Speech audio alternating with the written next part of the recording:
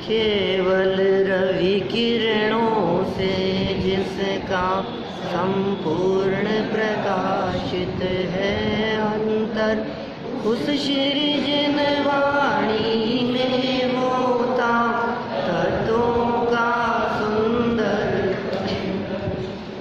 सदर्शन बोध चरण पथ पर अविरल जो बढ़ते हैं मुनिगण, उन देव परम आगम गुरु को शत शत वंदन, शत शत वंदन, शत शत वंदन, शत शत वंदन। देव शास्त्र गुरु पूजन के आधार से पिछले 4-5 दिनों से अपनी यहाँ चर्चा चल रही है। बहुत ही सुंदर और मार्मिक पूजन है, गंभीर भाव भरे हैं। कल तक हम यहाँ कुछ छंदों की चर्चा कर चुके हैं, जयमाला की भी।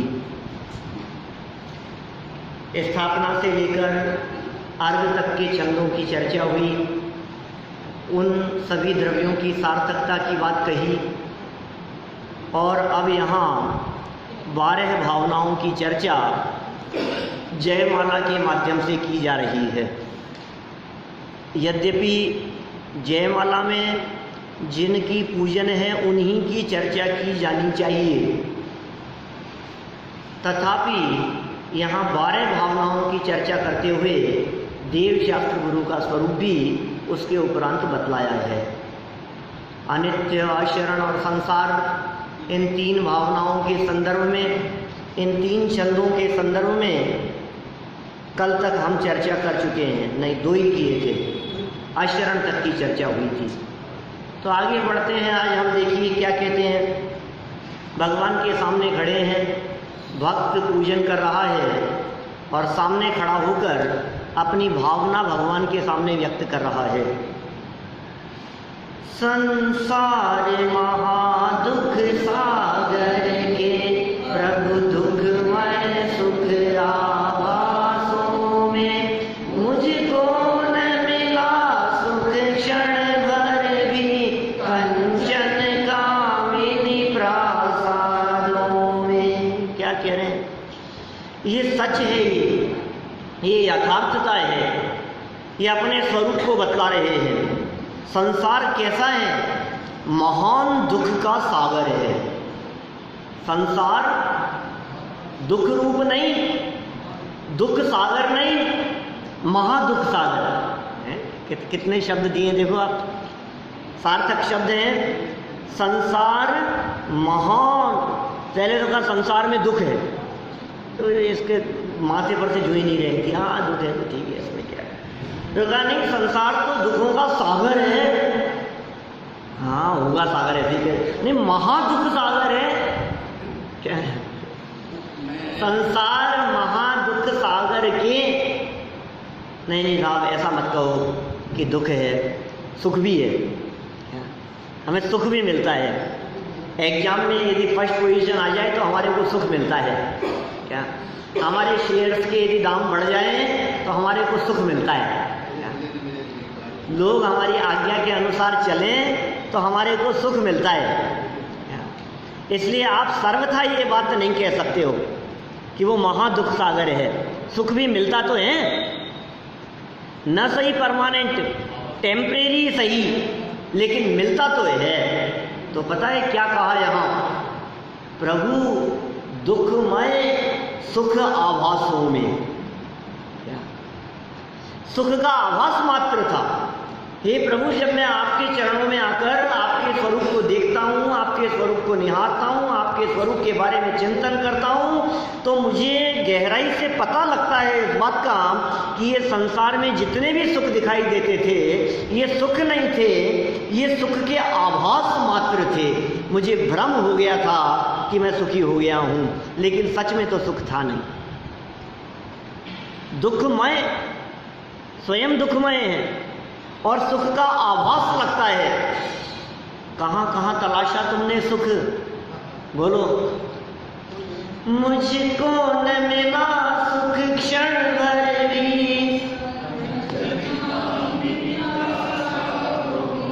कहाँ नहीं मिला है? मुझको न मिला सुख, सुख नहीं मिला, थोड़ी बहुत तो मिला होगा, यानी क्षण भर भी नहीं मिला।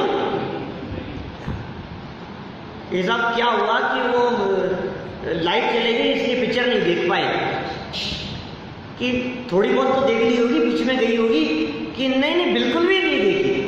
क्या ये क्या कह रहे हैं यहाँ? क्षण भर के लिए भी मुझे सुख नहीं मिला, लेश मात्र भी सुख नहीं मिला है। क्या बात कर रहे हो? कहाँ कहाँ नहीं मिला ये बताओ। तुम्हें गलत जगह तलाशा होगा तुमने। क्या तुमने कहाँ ढूंढा था सुख को? भाई साहब जिस जगह हुआ वहीं तो तलाशना पड़ेगा। कहाँ कहाँ तलाशा? कंचन, कामिनी और प्रासादों में। ये तीन ऐसी जगह बतला दी हैं क्या, जिन जगहों में ये सुख खोजता है ये जीव। गोल्ड, सोना, कंचन मतलब सोना, तो अकेला सोना ही, अकेले गोल्ड के कॉइन की बात नहीं है क्या? जितने भी सिक्के तुम्हारे पास में हैं, सोने, चांदी, रत्न, गहने, जेवर, जायदाद, धन, ये सब सब कंचन शब्द के अंदर शामिल हो गया। जितना भी धन है वो पूरा का पूरा धन, उसमें मुद्रा भी आ गई और धातुएं भी आ गई, ये सब कंचन शब्द में शामिल हैं। इसमें सुख ना मिला, मुझको न मिला सुख, मुझको सुख मिला नहीं, क्षण भर के लिए भी नहीं मिला। अच्छा कितना सुख मिलता है इस कंचन में, इस गोल्ड में है? कितने तोले का सेट बनाए कि सुखी हो? क्यों सर, कितने तोले का सेट बने? बोलो कितना होना चाहिए? कितना? 20 तोला का? जितना जितना ज्यादा हैवी होगा उतना ज्यादा भ्रमिक सुख तो मिलेगा, और पहनने पर पहना ही नहीं जाता, इतना भारी है। ये जो महंगे महंगे जो बेस बनते हैं, साड़ियाँ बनती है इतनी हैवी, क्या वो पहन लेते हैं तो चला नहीं जाता। बोलो कितना सुख मिल रहा है उसको। और वो जो गहने जेवर पहने और पहनने के बाद दूसरों को दिखाने के लिए तो पहने क्या, और घर आने के बाद मिनट नहीं सुहाते हमारे को। बोलो मिनट भी नहीं, और ऐसे खोल करके पटकते हैं क्या, जंजाल समझ करके, आफत समझ करके। यदि उनमें सुख मिलता हो तो मैं आपसे पूछना चाहता हूँ, आप इतने लोगों में से कौन कौन ऐसे हैं जो जेवर पहन करके सोते हैं? अरे जेवर पहन के कोई सोता है क्या? डायमंड सेट पहन करके सोते हैं कभी? गोल्ड का, डायमंड का कोई सेट पहन करके? क्यों? अब सुख कहाँ चला गया उसमें से? था ही नहीं। ये सुखमय था, ये दुख रूप था, ये सुख का आभास था। दुखमय था और सुख का आभास मात्र था। कंचन में नहीं मिला, और कामिनी में, स्त्रियों में और महलों में। राजमहल भी शामिल हुए ये प्रासादों में। हमारे छोटे से बड़े बड़े महलों में ले जाते हैं लोग हमारे को, और ले जा करके कहते हैं पंडित जी हमारी छोटी सी कुटिया है। क्या दिखाना तो चाहते हैं बहुत बड़ी है, आलीशान, क्या, और शब्द क्या बोलते हैं? पंडित छोटी सी, कुछ नहीं है, एक छोटा सा मकान है बस। क्या है? अच्छा तुम्हें सुख लग रहा है, तुम उसके प्रदर्शन में सुख समझ रहे हो। भाई साहब इनमें सुख नहीं है, इनमें आनंद नहीं है, ये धोखा है, ये भ्रम है, ये काल्पनिक सुख है। दरोगा जी ने बनाई थी हवेली। क्या हमारे पड़ोस में मंदिर था, यहाँ हल्दियों के रास्ते में बहुत बड़ी हवेली बनाई, उद्घाटन समारोह रखा, क्या इनॉग्रेशन, क्या ऊंचे कुएं पर मंदिर है, दरोगा जी का मंदिर। तो उन्होंने हवेली बनाई वहाँ, और राजा जी को बुलाया, निमंत्रण दिया कि महाराज हवेली बनाई है और आपको आना है। राजा ने कहा हवेली बनाई है, रहने के लिए झोपड़े तो पशु भी बना लेते हैं, मंदिर बनाया होता तो दर्शन करने आता। और फिर क्या था, जैसी हवेली बनाई उससे विशाल मंदिर बनाया फिर उन्होंने, फिर राजा को बुलाया। कुछ है इनमें दम, इन प्रासादों में। कल जुबा जुबा के किस्से थे, आज एक खंडहर के हिस्से हैं।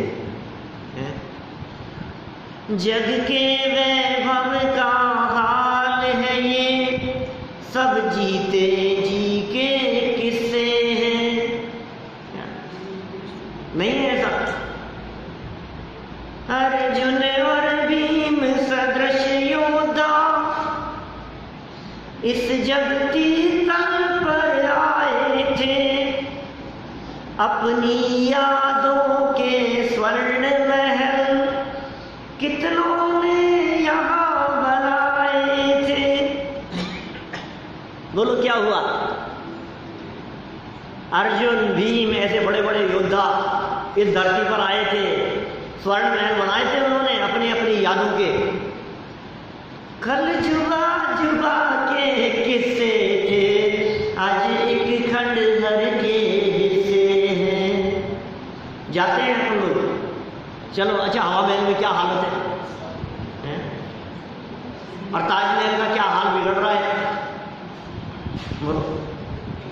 यहाँ चंद्रमहल देख करके आओ, सिटी पैलेस जा करके आओ, और ऊपर राजाओं महाराजाओं के किले देख करके आओ, नारगढ़ में चले जाओ, जयगढ़ में चले जाओ, ये सब और देखो ना उनको, तो ऐसा लगता है क्या है ये? कुछ नहीं है, खंडर पड़े। ये महलों का हाल है जिनमें आप सुख तलाशते हो, उनसे ये जीव रोते रोते निकल जाता है। इनमें सुख नहीं है, तो फिर क्या करें? सच्चाई बतला रहे हैं आगे। मैं एकाकी एकत्व लिए सब ही यादें,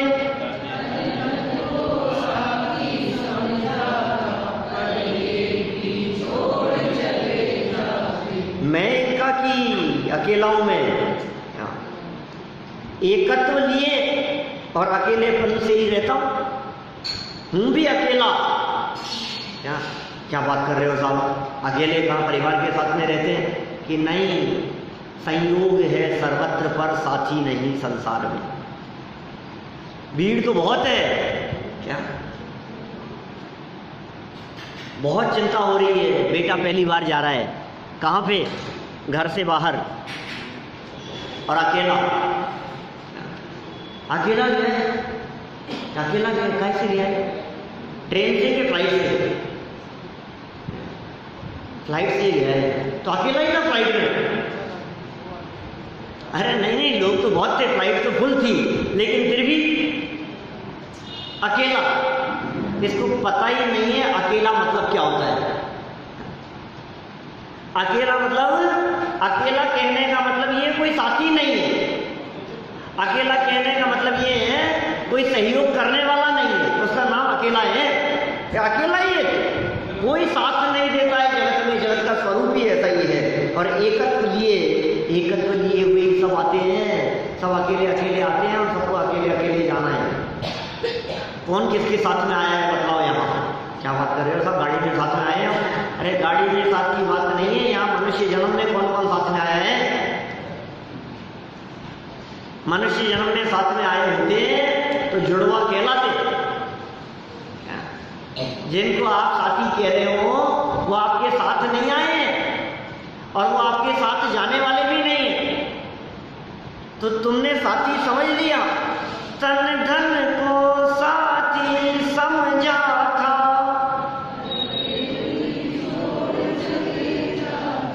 तन को साथी समझा था, धन को साथी समझा था।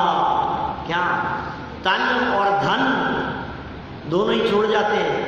धन तो जीते जी साथ छोड़ जाता है, और जीवन पूरा होता है तो तन भी साथ छोड़ जाता है। सब साथ छोड़ करके चले जाते हैं। तो क्या कह रहे हैं आगे?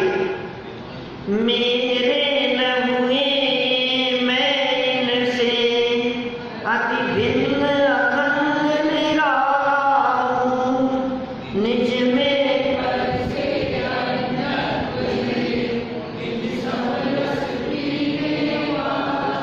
बोलते सब बोलेंगे तो समझ में आएगी क्या कह क्या रहे हैं हम। हमारा ध्यान एक एक शब्द की तरफ जाना चाहिए। हे भगवान, सच में मैं तो समझता था मेरे साथ रहेंगे, और ये ऐसे साथी है, ये छोड़ छोड़ करके चल देते हैं। मेरे ना हुए ये धन किसी का नहीं हुआ, ये जमीन आज तक किसी की नहीं हुई, ये स्त्री पुत्रादिक वैभव संपदा ये आज तक कभी किसी की नहीं हुई। आज किसी और की है, कल किसी और की हो जाती है, कल किसी और की थी, फिर किसी और की हो जाएगी। अनादिकाल से इस धरती को लोग अपनी अपनी अपनी अपनी कहते हुए चल रहे हैं। क्यों साहब, जोधपुर आपका है कि जयपुर आपका है? जोधपुर तो नहीं है, जयपुर तो अपना है, जयपुर तो अपना ही है ना। राजा महाराजा भी अपना अपना कहते हुए चले। ये जयपुर जय सिंह का है कि मान सिंह का है? जयपुर किसका है? अच्छा, जयपुर यदि राजा का है, क्या जय सिंह ने बताया था ना जयपुर, हम यदि ये मान ले रहे हैं कि वो सवाई जय सिंह का ये जयपुर है, ठीक है, तो मैं आपसे पूछता हूँ, आप जिस मकान में रहते हो वो आपका है कि महाराजा का है? मेरे साहब वो तो हमारा है। तो आप जिसमें रहते हो वो, बोले वो तो हमारा है। और आप जिसमें रहते हो वो क्या हमारा है? और आप जिसमें रहते हो वो, बोले वो आपका है। तो फिर महाराजा का क्या है? बोलो, जयपुर है। अब जयपुर में बचा क्या? सारे मकान तो इंडिविजुअल हैं लोगों के अपने अपने। अब क्या बच गया? महल बच गया। सब झूठी मान्यताएं हैं जी। हम जिस मकान को अपना कह रहे हैं, हम जिस शहर के मकान को अपना कहते हैं ना, वो मकान पिछले 350 साल से है। पता है आपको क्या? ये जब जयपुर बसा ना, यहाँ पड़ोस में है, और टोडरमल जी के प्रवचन में आते थे हमारे पूर्वज, यहाँ आकर के बैठते थे, उनका प्रवचन सुनने के लिए आते थे। तो आपके नहीं, तो आप तो कहाँ रहते हो? पता नहीं, वहाँ से भी आते हो तो नहीं। हमारा तो नक्की है, बिल्कुल पक्का है कि यहाँ पड़ोस से प्रवचन सुनने के लिए आते थे। हजारों लोग सुनने के लिए आते थे, तो उनमें नहीं आते होंगे? कभी तो आते ही होंगे। गलत कह रहा हूँ क्या पिताजी साहब? आते ही होंगे, निश्चित बात है। और क्या, अब देखो ये 3 पीढ़ियों से आ रहे हैं यहाँ प्रवचन सुनने के लिए, 3 4 3 का तो इनको पता है क्या। अब दादाजी के पिताजी भी आते थे क्या? जब जब जयपुर आते थे तब यहाँ आते थे सुनने के लिए। क्या कह रहे हैं यहाँ भाई साहब? इस मकान को जिसको आज आप अपना कह रहे हो, ये आपके पहले आपके पिताजी का नाम था, उससे पहले वो जमीन उनके पिताजी के नाम थी, उससे पहले उनके नाम थी, उससे पहले किसी और के नाम थी। और होता क्या है, जमीन से तो पूछो क्या परिवर्तन हो जाता है। जमीन से पूछा है कि नहीं आपने? एक मकान सामान्य में है, मानसरोवर में है, और यहाँ हम बैठे हैं। वो मकान हमारा था, और यहाँ बैठ करके हमने टेबल पर बैठ करके कुछ साइन वाइन किए किसी कागज के ऊपर, क्या, और आपने कहा आज से हमारा हो गया। ये क्या हुआ है? न आपने मकान देखा, न हम वहाँ गए, कुछ भी नहीं, और कागज वागजों के ऊपर कुछ साइन वाइन करके ये समझता है कि अब ये मेरा हो गया, अब ये तुम्हारा हो गया। वाह रे वाह, अपने मन में करता रहे तो कुछ भी। जब जमीन से तो कुछ किसकी है? ये जमीन कभी किसी की नहीं होती। मेरे न हुए ये, मैं इनसे अति भिन्न अखंड निराला हूँ।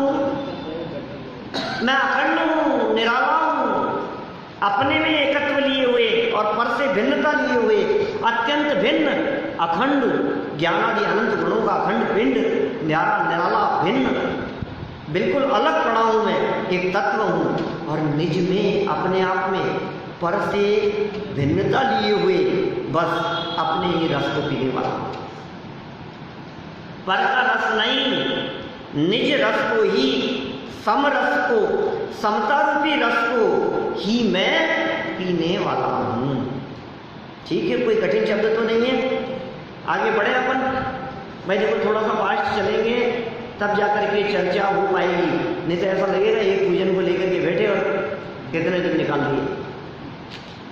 आगे बोलो सब मिलकर के। जिसके श्रृंगारों में मेरा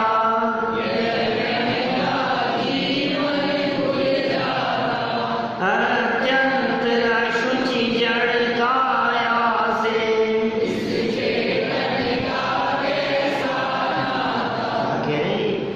पर के साथ में नाता जोड़ने की बात कर रहा है, संयोग और संपदा के साथ में नाता जोड़ने की बात कर रहा है। तुझे पता है ऊपर वाले चंद ने कहा तू उससे अत्यंत भिन्न है, न्यारा निराला है, तू चेतन है और देह जड़ है, लेकिन फिर भी अपने काम से काम रखो। नहीं कहते हैं लोक व्यवहार में भी लोग अपने काम से काम रखो भाई साहब, अपने काम पर ध्यान दो, अपना ही काम करो, दूसरों के चक्कर में मत उलझो बिल्कुल भी। ये शरीर तुम्हारा है कि पर है? ये शरीर पर है, ये शरीर पड़ोसी है, इस पड़ोसी के चक्कर में उलझ रहा है। इस पड़ोसी के चक्कर में क्या कर रहा है? जिसके श्रृंगारों में मेरा, किसी और का नहीं, श्रृंगार करने में। अरे नहीं जाओ श्रृंगार का अपना काम, श्रृंगार का अपने काम थोड़ी ना, श्रृंगार तो इधर पार्ट वाले लोगों का काम है, अपना नहीं। वे आईने के सामने खड़े होकर के शेव बनाता रहता है, बाल संवारता रहता है, मूछें सेट करते रहते हैं। क्यों साहब, आसान काम थोड़ी ना मूछें सेट करना, कितना टाइम लगता है, कितना मेंटेन करके चलना पड़ता है भाई साहब, बहुत ध्यान रखना पड़ता है।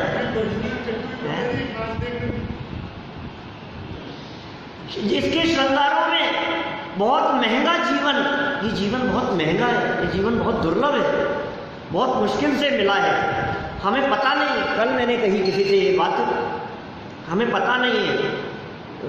एक हमारे परिचित हैं कोई, तो उन्होंने हमसे ये बात कही, अरे अपन तो अपनी लाइफ अपने हिसाब से जीते हैं यार, टाइम है अपने पास तो खूब है। मैंने कहा आप रिटायर्ड हो रहे हैं, रिटायर्ड हुए हैं, आपके पास टाइम ही टाइम दिखता है, हमें लगता है हमारे पास में टाइम नहीं है। टाइम नहीं है।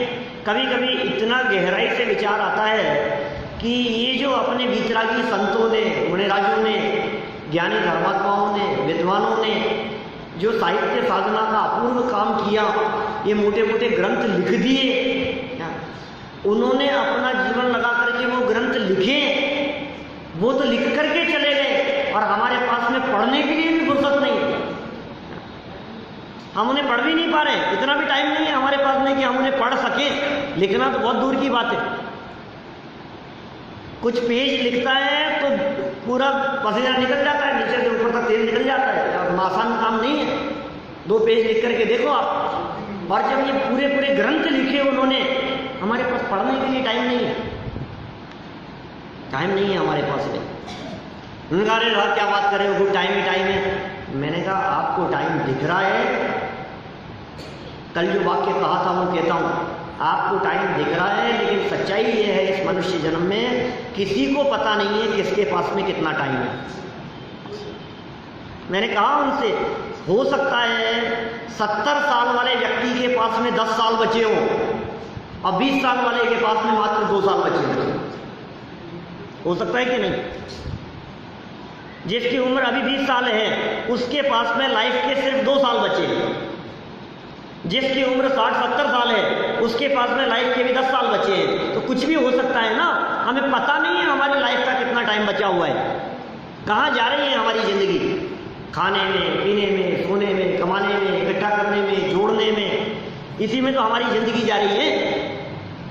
ये जीवन कितना दुर्लभ है, उसमें इष्टोपदेश ने एक बहुत सुंदर श्लोक दिया और उस श्लोक में ये कहा कि ये जीव अपने जीवन से भी ज्यादा धन को चाहता है, जीवन की कीमत पर भी इसकी मूर्खता की ऐसी चर्चा की है उन्होंने, ऐसी बात कही है, जीवन की तो कोई कीमत नहीं है इसको, क्या जीवन गंवा करके भी धन बढ़ाना चाहता है। ये कहता है आज यदि हमने कोई एफडी कराई, आज यदि हमने कहीं पैसा डिपॉजिट कराया और कितने समय में निकल होना है वो डबल है? जो भी हो, है ना, ये मान लिया साहब इतने समय में डबल होना है, ठीक है। अब जो कुछ भी हो साहब, सबका अलग अलग है। आप 12 साल वाले हो तो कोई बात नहीं, क्या कम वाले भी तो हो सकते हैं लोग। अच्छा, इतने समय में डबल होना है, ठीक है। अब ये सोचता है कि कितना जल्दी से जल्दी ये टाइम निकले कि डबल हो।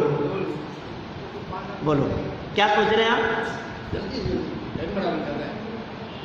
मान लो 6 महीने में डबल होने हैं, डबल साल भर में डबल होने हैं, 2 साल में होने हैं, 5 साल में होने हैं, जिसका जितना है, जितने टाइम के लिए है, ये सोचता है वो टाइम जल्दी से निकले तो पैसा डबल हो जाए। हम ये कह रहे हैं जो टाइम तेरा जल्दी से निकला है, जिसको तू जल्दी निकालना चाह रहा है, तुझे पता है वो बीता हुआ समय लौट करके नहीं आएगा, वो कितना बहुमूल्य है। हमारे इस जीवन की एक एक घड़ी बहुमूल्य है, एक एक घड़ी। 2-4 दिन पहले हम बात कर रहे थे पिताजी से, तो पापा ने कहा कोई किसी चीज़ के बारे में, यार टाइम वेस्ट, मैंने कहाँ टाइम वेस्ट हो रहा है, कुछ अंदाजा है? एफडी की बात थी क्या? ये मेरे से बोले कि वो सेविंग बैंक अकाउंट के अंदर पैसा रखा है, तो बोले वो उसकी एफडी क्यों नहीं करा लेता है, तो क्या 200-400 रुपये रोज का नुकसान कर रहा है। तो मैंने कहा 200-400 रुपये रोज का नुकसान तो दिख रहा है क्या? और एक मनुष्य जीवन के बहुमूल्य क्षण जो अमूल्य ही जा रहे हैं, उसकी अपन परवाह नहीं करते। मैंने उनको सुनाते हुए नहीं कहा, मैंने तो चर्चा करते हुए कहा कि अपनी कैसी स्थिति है। बोलो अपन ये नहीं सोच रहे हैं, ये जा रहे हैं, ये कितना कीमती है, ये कहाँ बर्बाद कर रहे हैं।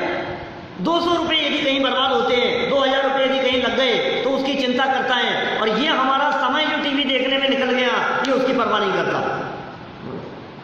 ये समय जो हमारा मौज मस्ती करने के अंदर, घूमने फिरने में, इधर उधर में चले गया, गप्पे लड़ाने में जो हमने 2 घंटे बर्बाद कर दिए, ये हमारे को दिखता नहीं है कि ये हमने कितनी बहुमूल्य निधि, जो टाइम जो कि कीमती था, उस टाइम को हमने खो दिया।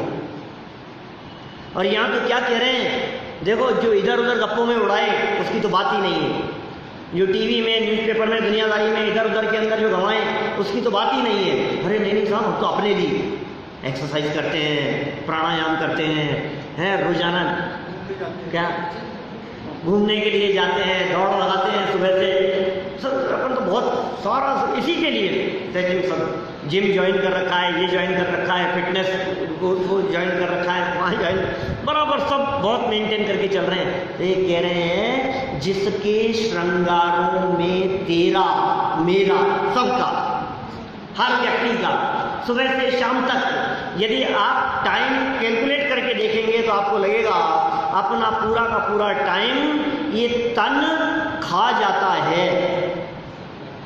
क्या तनख्वाह बोलते हैं ना, तनख्वाह, ये तनख्वाह क्या चीज है? ये तन है क्या? आप जितना भी आएगा आपके पास में, उसका क्या होगा? ये तन खा जाएगा सब। क्या बात कर रहे हो आप? नोट खाते हो, धन खाते हो? अरे धन नोट नहीं, सब कुछ सुबह से लेकर शाम तक इस शरीर के लिए बर्बाद हो रहा है। अकेली तनख्वाह कोई ये तन नहीं खाता है, समय को भी खाता है। ये महंगा जीवन भूल जाता, क्या शब्द दिए इन्होंने? बर्बाद हो जाता। भूल जाता मतलब बर्बाद हो जाता है। बहुत महंगा जीवन बर्बाद हो रहा है। किसके पीछे बर्बाद हो रहा है? अत्यंत अशुचि, अशुचि मतलब अपवित्र, गंदगी जिसमें भरी हुई है। इस शरीर की ये स्थिति है। ऊपर से कितना भी सुंदर दिखे, क्या कितना भी सुंदर दिखे ऊपर से, लेकिन कहते हैं ना, वर्क सोने का चढ़ा है गोबर की मिठाई पर। अब बोलो क्या करना? वर्क सोने का चढ़ा है, सोने का वर्क किस पर? मिठाई किसकी है? गोबर है अंदर, और ऊपर चमक रहा है। ये ऊपर चमक रहा है और अंदर गोबर भरा है। गोबर ही तो है। गाय की पौटी को गोबर कहते हैं, इंसान की को क्या कहें बोलो? ये तो भरी तो है अंदर पेट में, नसों में, पूरी बॉडी में क्या क्या भरा है। अंदर की चीज निकल करके बाहर आ जाए, देखना पसंद नहीं करे, खड़े रहना पसंद नहीं करे, वॉमिटिंग कर दे रहे, अंदर से निकल करके ब्लड निकलने लग जाए, खून मांस, कभी ऐसा देखो आप तो वो क्या दिखता है हमारे को, देख नहीं सकता। अत्यंत अशुचि है ये जड़ काया। इस चेतन का कैसा नाता? मैं चेतन हूं, मेरा और इसका क्या संबंध है? बताओ तो सही। कुछ भी तो संबंध नहीं है, कोई संबंध नहीं है इस जड़ शरीर से मेरा। लेकिन फिर भी पता नहीं क्यों मैं अपने जीवन के दुर्लभ क्षणों को इस देह के लिए बर्बाद कर रहा हूं।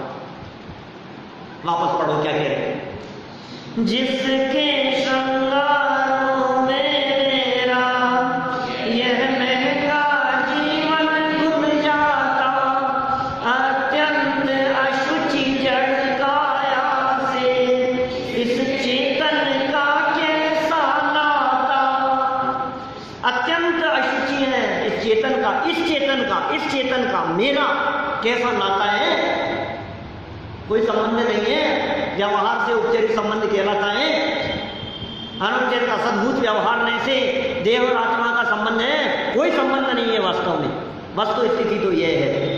अच्छा तो साहब आप ये कह रहे हो कि इनके साथ में हमारा कोई संबंध नहीं है, शरीर के साथ में कोई संबंध नहीं है, मैं इनमें बर्बाद कर रहा हूँ, तो मैं इतने लंबे चौड़े जो मेरे बिजनेस चल रहे हैं, काम हो रहे हैं, व्यापार चल रहा है, फैक्ट्रियाँ चल रही है, सब काम हो रहे हैं, ये सब बोले ये तू करता ही नहीं है। तेरा बिजनेस अलग चलता है, ये बिजनेस तेरा नहीं है जिसको तू चलाता हुआ दिखाई देता है, ये काम तेरा नहीं है जिसको तू बढ़ा रहा है, तेरा काम कुछ और है, तेरा व्यापार कुछ दूसरा चलता है। बोले हमारा व्यापार दूसरा चलता है तो तुझे ही पता नहीं है कौन सा व्यापार चल रहा है। ये आगे कह रहे हैं, दिन रात शुभाशुभ भावों से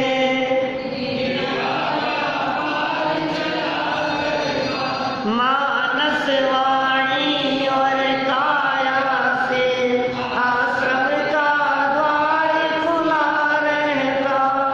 क्या कह रहे हैं मनोज जी सर? कौन सा बिजनेस चल रहा है अपना? दिन रात शुभ और अशुभ भावों से। ये भगवान के सामने खड़े होकर के कह रहे हैं, भगवान आज तक तो मैं गलत फहमी में ये समझ रहा था कि वो व्यापार मेरा चल रहा है, फर्नीचर का, वो ज्वेलरी का व्यापार मेरा चल रहा है, मैं समझ रहा था वो कपड़े का व्यापार मेरा चल रहा है। सबके हैं आप लोगों के अलग अलग है, ये व्यापार मेरा चल रहा है, मैं ये समझ रहा था आज तक। लेकिन सच्चाई ये है कि मेरा व्यापार तो शुभ और अशुभ भावों से चलता है। भगवान के सामने खड़े होकर के ये बात समझ में आ रही है, ये व्यापार चल रहा है, शुभ और अशुभ भाव निरंतर चलते रहते हैं, नॉन स्टॉप चलता है। सर्विस और बिजनेस में क्या फर्क है जानते हैं आप? सर्विस लिमिटेड टाइम के लिए होती है और बिजनेस 24 घंटे होता है। अच्छा रात को 10 बजे, रात को 11 बजे आपकी कोई पार्टी आपको फ़ोन करे तो आप मना कर दोगे? रात को 11 बजे होगा कि साहब ये डीलिंग होनी है और इसके लिए मीटिंग में तो रात को 11 बजे कर सकता हूँ, अब देख लो आपके पास टाइम हो तो ठीक है, नहीं तो फिर मैं कहीं और। कि नहीं, अरे क्या बात कर रहे हो, टाइम ही टाइम है।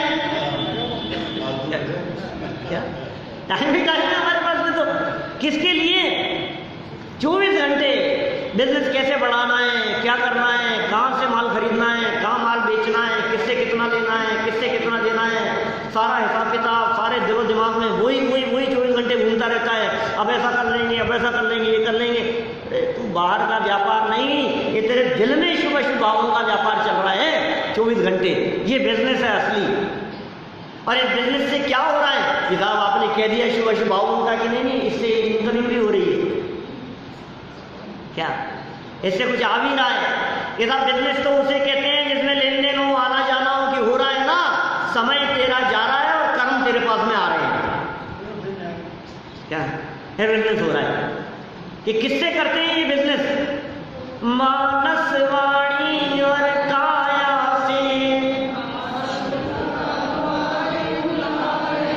मन से, वचन से, मानस मतलब मन, वाणी वचन और काया से निरंतर मेरा ये व्यापार चल रहा है और कर्मों का आश्रय हो रहा है। काय वांग बने हैं कर्म योग है, स आश्रय है। उमा स्वामी आचार्य का सूत्र है, काय वांग मन है कर्म योग है, स आश्रय है। शरीर मन और वाणी से कर्मों का आश्रय आ रहे हैं, निरंतर निरंतर निरंतर आ रहे हैं कर्म। ये क्या कर रहे हो आप, कुछ अंदाजा है क्या आपको कहाँ जा रहा है हमारा जीवन? मानस वाणी और काया से आश्रम का द्वार खुला रहता। और इस बिजनेस के अंदर जिस तरह से आप लौकिक बिजनेस को देखते हुए व्यस्त होते हो, त्रस्त होते हो और आप व्यस्त दिखाई देते हो, ऐसी ही बात यहाँ क्या कह रहे हैं? शुभ और अशुभ की ज्वाला से झुलसा है मेरा अंतस्तल, शीतल समकित किरणें फूटे। क्या कह रहे हैं? हे भगवान, सच कह रहा हूं मैं महसूस कर रहा हूं, जब आपको निराकुलता में देखता हूं, जब आपको अत्यंत शांत मुद्रा में देखता हूं, जब आपको शुभ अशुभ भावों से भिन्न अपने स्वरूप में लीन देखता हूं, तो मुझे लगता है ओह मैं कहाँ फंसा हूं, शुभ में भी और अशुभ में भी। ये ज्वालाएं हैं, अशुभ अकेला नहीं, शुभ भी ज्वालाएं। अकेले अशुभ की बात नहीं कही यहां, अशुभ और शुभ दोनों ही चलते रहते हैं ना। कभी घर गृहस्थी व्यापार में उलझा रहता हूं, तो कभी कभी ऐसा भी होता है कि मैं मंदिर में आकर के पूजन भी करता हूँ, स्वाध्याय भी करता हूँ, शुभ भावों में भी लगा रहता हूँ। ये कह रहे हैं दोनों से झुलस रहा हूँ, मेरा अंतस्तल झुलस रहा है, मेरा हृदय पीड़ित है इस चीज से, झुलसा है मेरा अंतस्तल। ये ज्वालाएं कह रहे हैं, आग कह रहे हैं, आग लग रही है शुभ शुभ भावों के अंदर। अंदाजा नहीं है हमारे को, विकल्प ही नहीं आता हमारे को, थड़फड़ा रहा है, आकुलित व्याकुलित हो रहा है, आकुलता फिर भी बनी रही, क्या कारण जान नहीं पाया। निरंतर आकुलता आकुलता आकुलता आकुलता आकुलता, टेंशन घबराहट, क्या क्या चल रहा है तुम्हारे दिमाग में? अब भावना क्या ये बता, तेरे को सच्चाई तो समझ में आ गई। भगवान के सामने पूजन कर रहे हैं ना, तो भगवान ने ये कहा कि बात सही है, अब समझ में आई है तेरे, अब तू सच्चा भक्त होने के योग्य दिख रहा है। अब तक तो झूठा भक्त था, भक्त के वेश में भिखारी आता था, सच्चा भक्त था नहीं अब तक तो। अब तेरी बातों से ऐसा लग रहा है कि तू सही रास्ते पर है। यदि सच में तेरा शुभ और अशुभ भाव इनके माध्यम से व्यापार चल रहा है, तुझे ऐसा लगता है, इससे कर्म का आश्रय हो रहा है, तुझे ऐसा लगता है, तुझे ऐसा लगता है कि मैं शुभाशुभ भावों की ज्वालाओं में जल रहा हूं, ये मुझे पीड़ित करने वाले हैं, तो सुन, अब बता अब तू क्या चाहता है? तो प्रभु अब तो एक ही चीज चाहता हूं कि शुभ भी ना हो, अशुभ भी ना हो, पुण्य और पाप दोनों ना हो, और समकित की शीतल किरणें फूट पड़े, ये मेरी भावना है। शीतल समकित किरणें फूटे, संभर से जागे। शीतल शांत सम्यक्त्र की किरणें फूट पड़े, जागृत हो जाएं और संवर प्रकट हो अंदर में, तो आत्मबल भी अवश्य प्रकट होगा, आत्मा की शक्ति प्रकट होगी।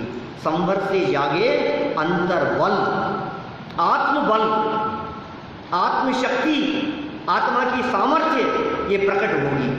ठीक है ना? देखो फिर क्या कहते हैं आगे कि उससे क्या होगा? फिर तप की शोधक वर्ण जगे, कर्मों की कड़ियां टूट पड़े।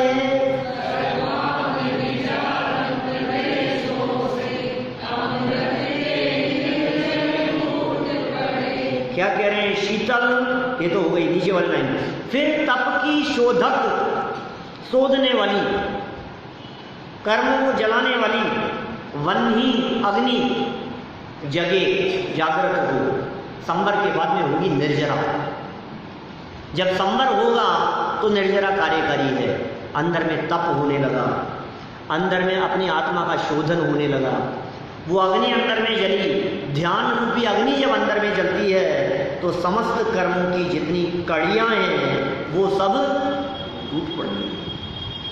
कर्मों की कड़ियां टूट पड़े और फिर आत्मा के सभी प्रदेशों से अमृत के झरने फूट पड़े।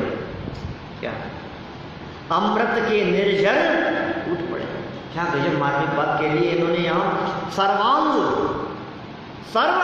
से सर्वांग निज आत्म प्रदेशों से, आत्मा के प्रदेश प्रदेश से अमृत के झरने, निर्झर मतलब झरने फूट पड़े, अमृत झरने लगा, आनंद का वेदन होने लगा, अतीन्द्रिय आनंद का रसास्वादन होने लगा।